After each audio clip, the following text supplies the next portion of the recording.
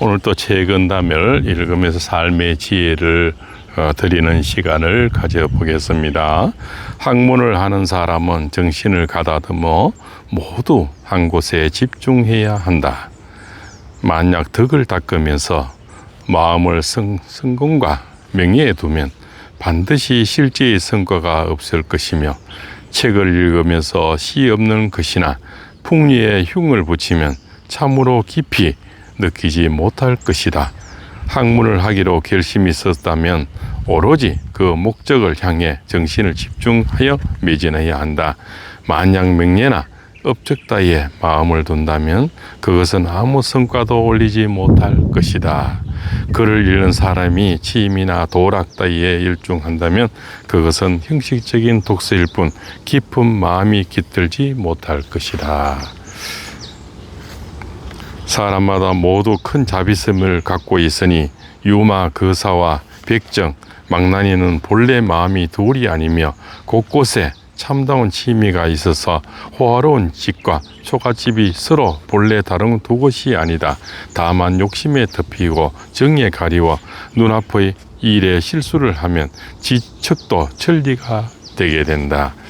지위 신분이 높은 사람이나 낮은 사람을 가릴 것 없이 이 세상 모든 사람에게 대자대비의 불심이 깃들여 있다. 부귀한 사람이나 빈천한 사람을 가릴 것 없이 이 세상 모든 사람에겐 일종의 참다운 취미가 있으니 금으로 장식한 집이든 초가상간이든 그 나름의 취미가 있는 법이다. 그렇지만 욕심이나 질투가 사람을 미치게 만들어 마침내는 천리나 떨어지게 만든다.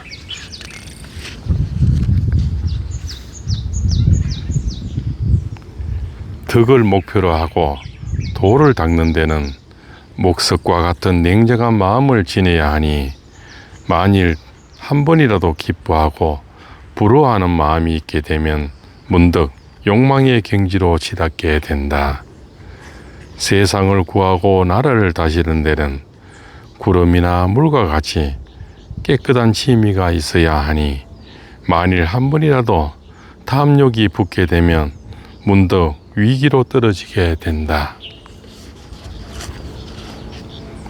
덕을 기르고 도를 닦으려면 부귀에 대해 목석같이 냉담해야 된다. 만약 부귀에 대해 조금이라도 부러워하는 마음이 생긴다면 그 마음의 포로가 되어 걷잡을 수 없게 된다.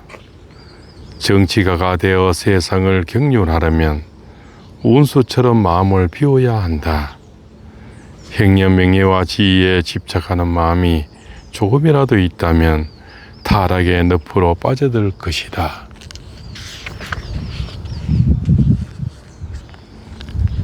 선한 사람은 행동이 안락하고 상스러운 것은 물론이고 잠자는 사이의 정신도 모두 화기가 아닌 것이 없다. 흉한 사람은 행동이 거칠고 사나울 뿐 아니라 웃음소리조차도 살기를 띠고 있다.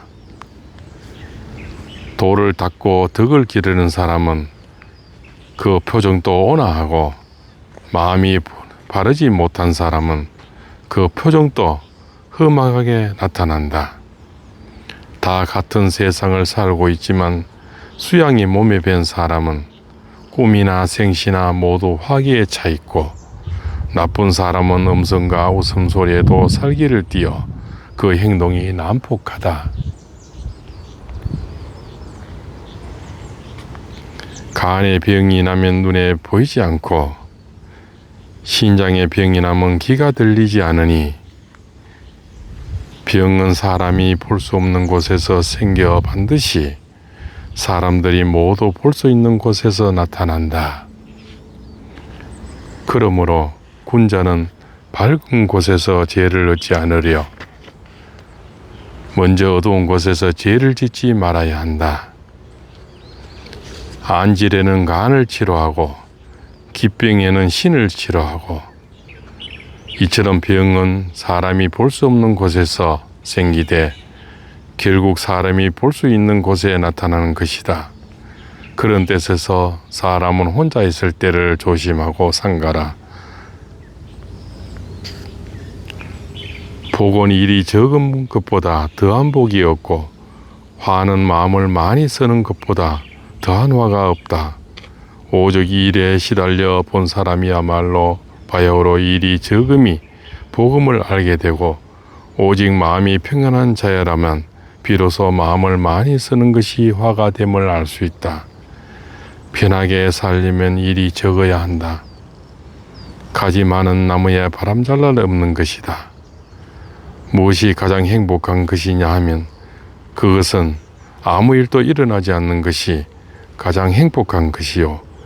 무엇이 가장 불행한 것이냐 하면 그것은 너무 욕심을 많이 부리는 것이다.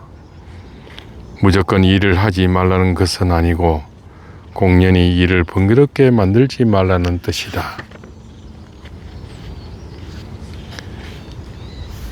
정치가 잘 행해지는 세상에 처해서는 방정해야 하고 어지러운 세상을 처해서는 원만해야 하며 말세에는 방정함과 원만함을 함께 써야 한다. 선한 사람을 대할 때는 너그럽게 하고 악한 사람을 대할 때는 엄격해야 하며 평범한 사람을 대할 때는 마땅히 너그러움과 엄격함을 함께 지녀야 한다. 지나친 감정의 격화로 인하여 패가망신해서는 안 되는 것이다. 둥글게 해야 할 때 모나게 군다든지 모나게 해야 할 때 둥글게 대함으로써 상대방의 오해를 불러일으키고 자기 자신의 위시를 소상시켜서는 안 된다. 때와 장소에 알맞은 처세법, 방정함과 원만함을 겸용해야 할 때를 잘 선택해야 한다. 내가 다른 사람에게 베푼 공이 있거든 마음에 새겨두지 말고 허물이 있거든 마음에 꼭 새겨두지 않으면 된다. 다른 사람이 나에게 베푼 은혜는 잊어서는 안 되고 원망은 버리지 않으면 안 된다.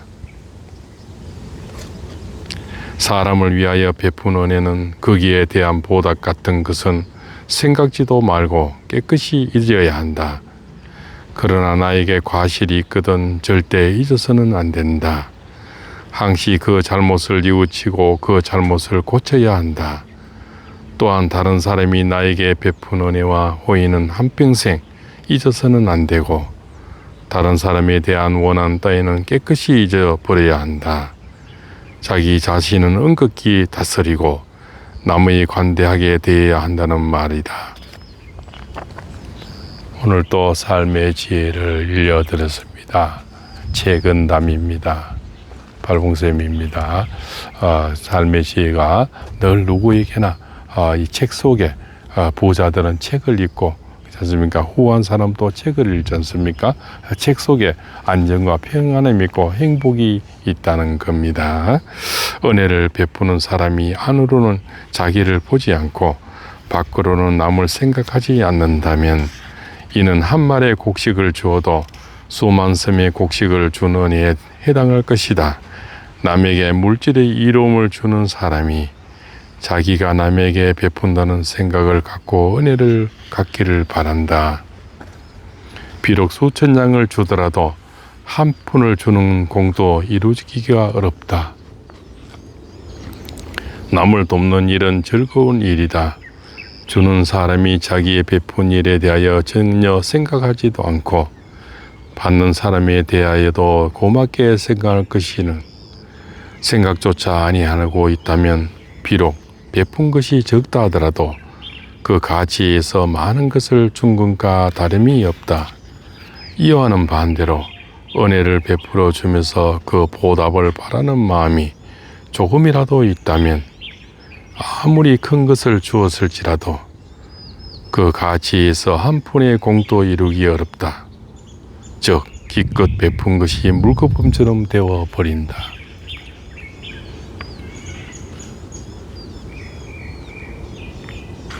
사람들이 세상을 사는 경우를 보면 갖출 것을 다 갖춘 사람도 있고 다 갖추지 못한 사람도 있는데 자기 홀로만 다 갖추기를 바라서야 되겠는가? 자신의 마음도 순탄할 때가 있고 순탄하지 못할 때가 있는데 남들은 다 순탄하기를 바라겠는가? 이것을 서로 대조하여 다스려 나가는 것도 하나의 편리한 생활 방편이 될 것이다. 사람은 누구나 오복을 다 갖추려 하지만 오복을 고루 갖춘 사람은 거의 없을 것이다. 그러니 남이다 못하고 있는 일을 어떻게 자기 혼자만 갖추어지기를 바랄 수 있을손가? 세상 만사 뜻대로 되지 않는다는 점을 감안하여 내 입장과 상대방의 입장을 생각하면서 대한다면 합리적인 삶의 방편이 나오게 될 것이다. 마음을 깨끗이 한 다음에야 비로소 책을 읽고 옛것을 배워야 한다.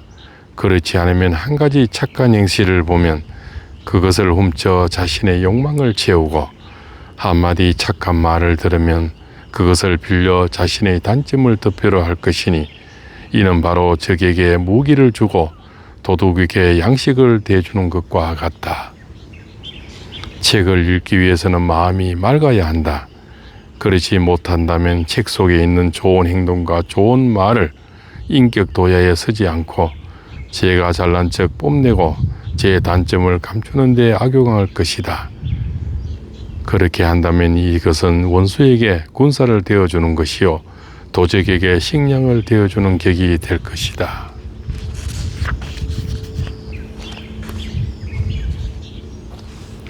오늘도 감사합니다. 팔봉쌤입니다.